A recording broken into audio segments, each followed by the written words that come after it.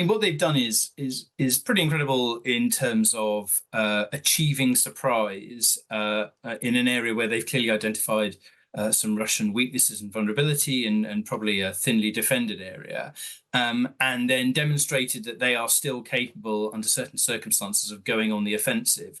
And I think we're still trying to understand exactly how ambitious this operation is. They've certainly changed the narrative, put the Russians on the back foot, scored a big propaganda victory, and I think sent a message that they are still up for this. President Putin has said that Ukraine will get a worthy response for its incursion into Russian territory and that Russian forces will kick the enemy out. More than 100,000 residents have had to flee after almost a week of fighting since Ukrainian forces entered the Kursk region. In a meeting with regional governors, the Russian president was told that Ukrainian troops now control 28 villages in the region. Let's talk to Matthew Savill, who is the Military Sciences Director at RUSI, the Royal United Services Institute. Good evening, Matthew. Good evening. What do you make of what the Ukrainian forces have done here, which actually is to cross into Russian territory, seize Russian territory, and as we were mentioning there, several 100,000 residents now having to leave their homes?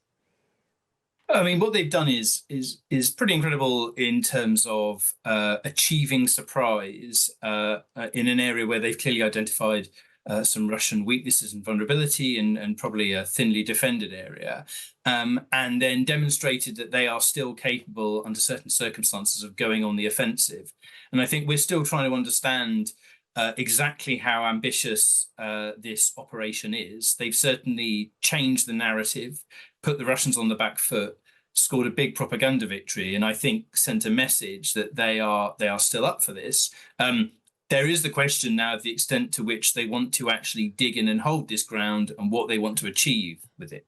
Yeah, well, that was about to be my next question as to whether these Ukrainian forces are actually intending to occupy this chunk of Russian territory.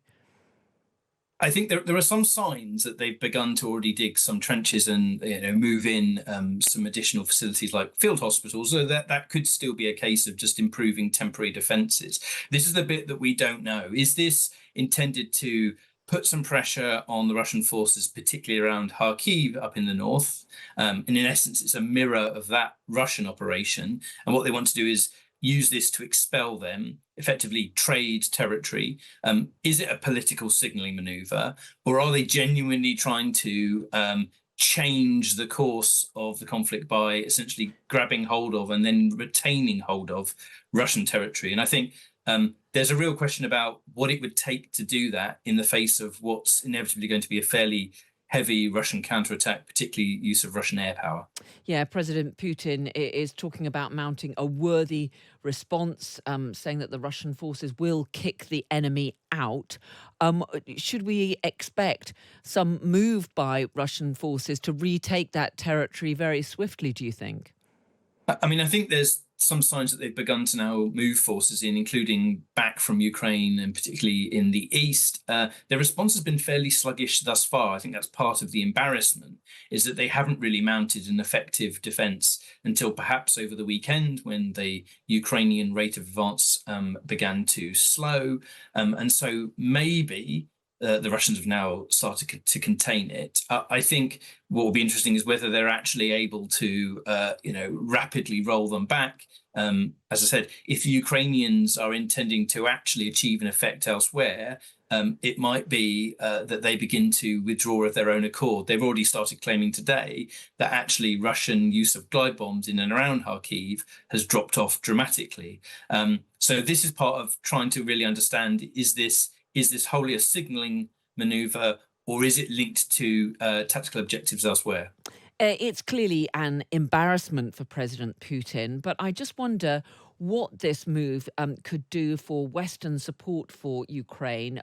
We've seen the Americans in particular ensuring that there are restrictions in place in terms of the weapons and some of the equipment that they provide only being used in a defensive capacity, and now Ukraine does appear to be moving offensively onto Russian territory. Has there been much reaction from the US in particular? And is there a risk that President Zelensky, in his attempt to bolster morale at home, is perhaps placing global support at risk?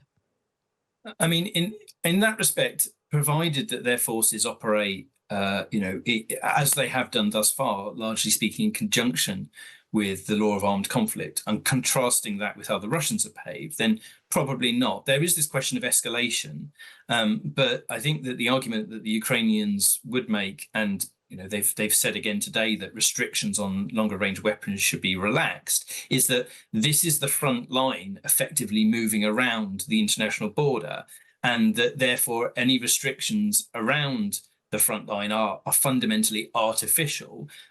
They're going to need some longer range weapons to try and attack, for example, Russian air bases that sit further back, because that's where the Russian counterattack might come from.